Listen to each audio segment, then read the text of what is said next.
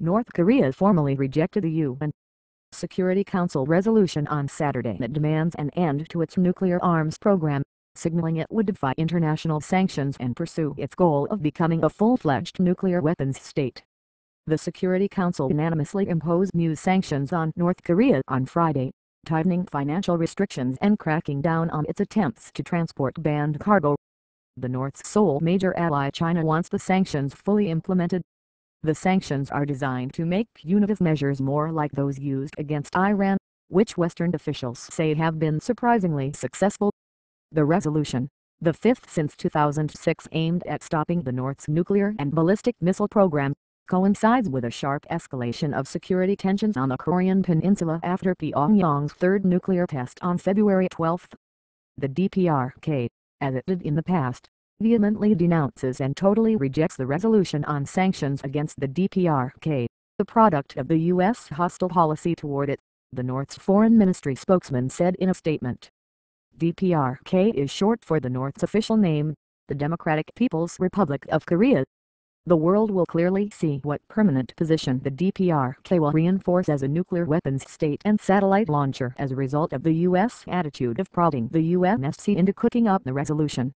The United States warned North Korea it will achieve nothing by repeating threats of provocative actions and will only drive itself deeper into international isolation. The United States of America and our allies are prepared to deal with any threat and any reality that occurs in the world, U.S.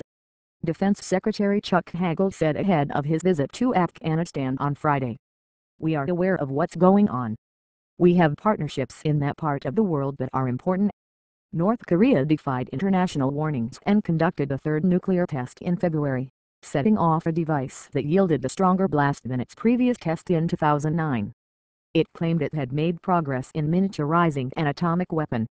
Experts are skeptical of such a claim, and the threat this week to attack the United States, seeing them more as an attempt to boost its security leverage in the face of deepening diplomatic isolation and growing military pressure from the United States and South Korea, which are conducting joint military drills to deter any armed aggression from Pyongyang.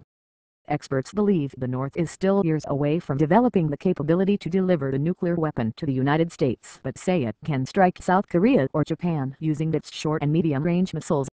North Korea has accused the United States of using military drills in South Korea as a launch pad for a nuclear war and declared on Tuesday it would scrap the armistice with Washington that ended hostilities in the 1950-53 Korean War. The two Koreas are technically at war because the armistice and not a formal peace treaty ended their 1950-53 conflict.